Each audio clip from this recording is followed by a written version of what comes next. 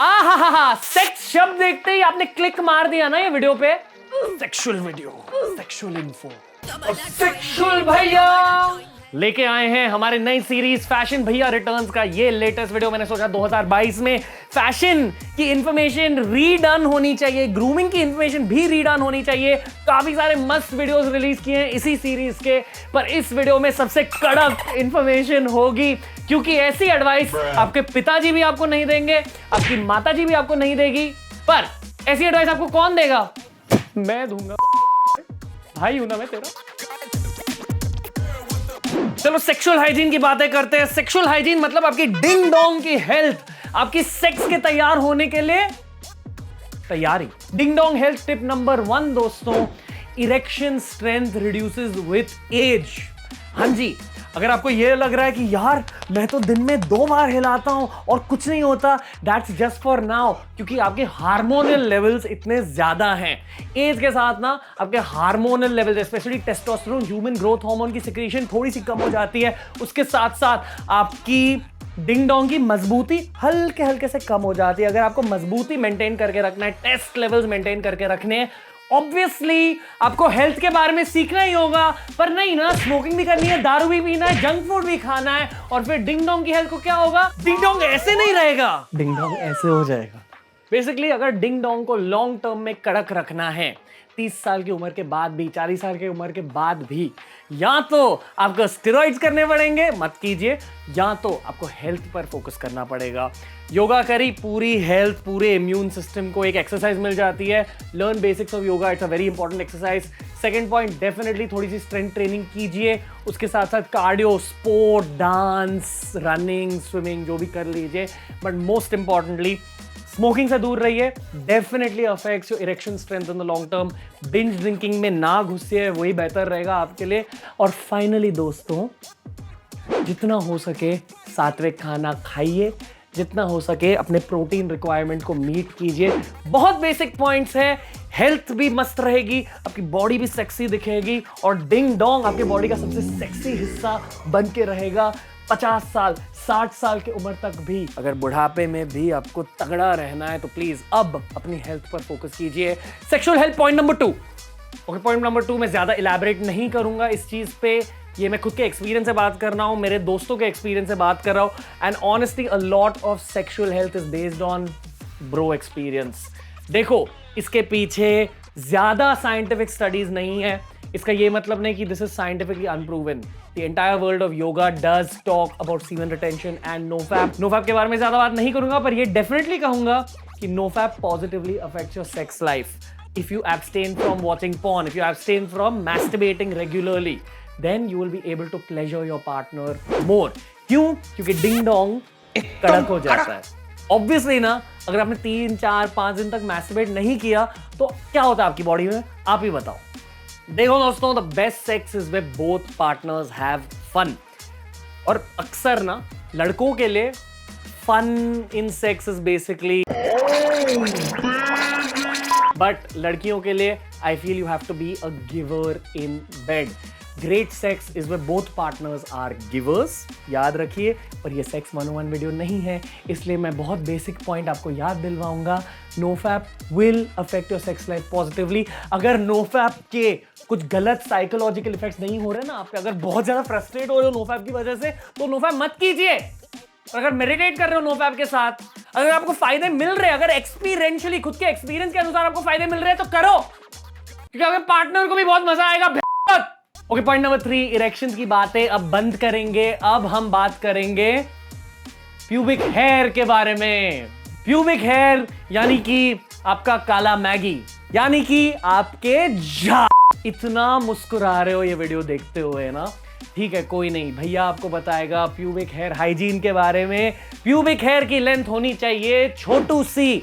अगर आपने एकदम लंबे छोड़ दिए वो भी गलत बात होती है। प्लीज ट्रिम करके रखिए, वहां काफी सारा सामान जमा हो सकता है। अगर आपको सामान नहीं जमा करना है अपने प्यूबिक हेयर में, keep it short, trimmers use कीजिए।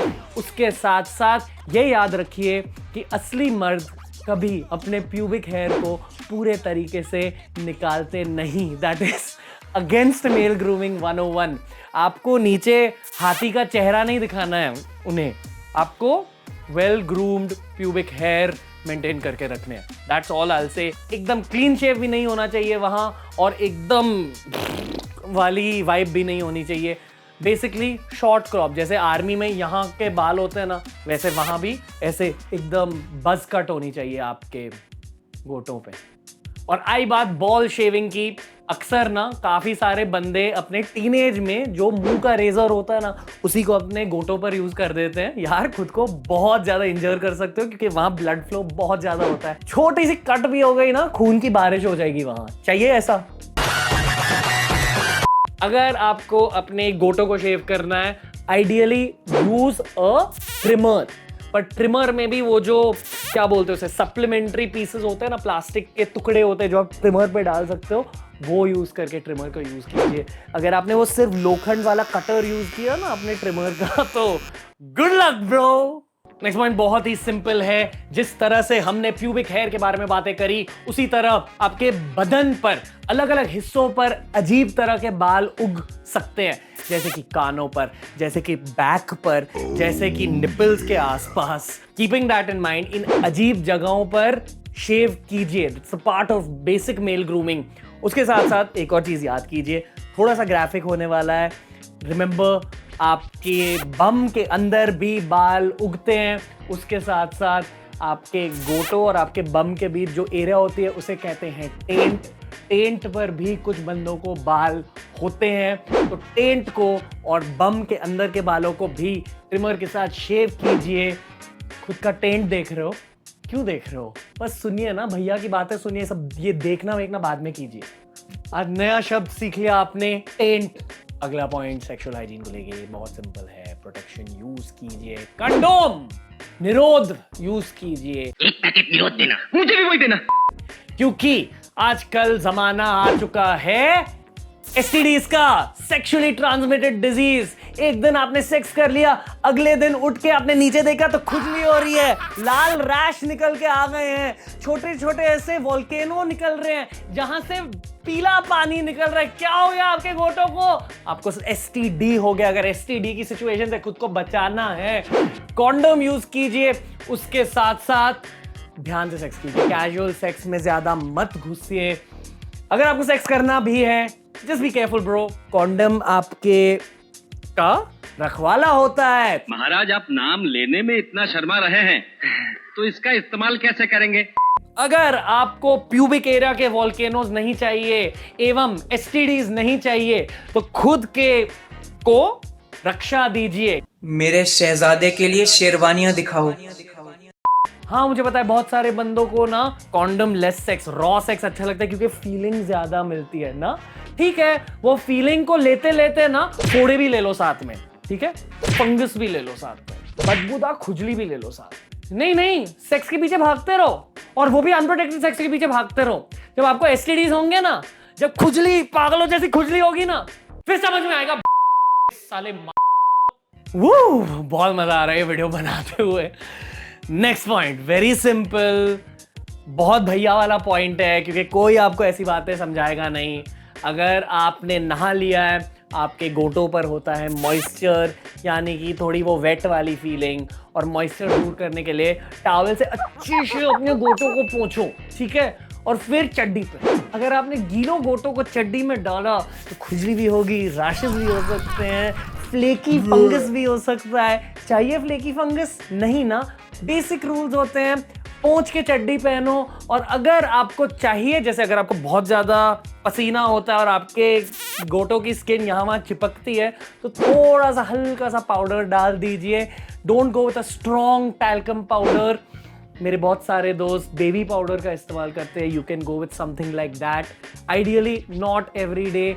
पर इसके साथ साथ एक और चीज याद रखिए, मेंस ग्रूमिंग की एक चीज जिस पर बहुत ज्यादा चर्चा नहीं होती है, वो है anti fungals. Anti fungal powder जरूरी होता है हर मर्द के लिए, और एक high quality anti fungal ointment भी जरूरी होती है आपके लिए, क्योंकि हर बंदा, एटलीस्ट जो बंदे एक्टिव है, उन्हें हुआ है लाइफ में एक बार एटलीस्ट गोटो का पसीना, और उस पसीने की वजह से आपकी यहां वहां की स्किन छिल जाती है, थाइज पर, ग्रॉइन, प्यूबिक एरिया पर, और ऑफ कोर्स पर।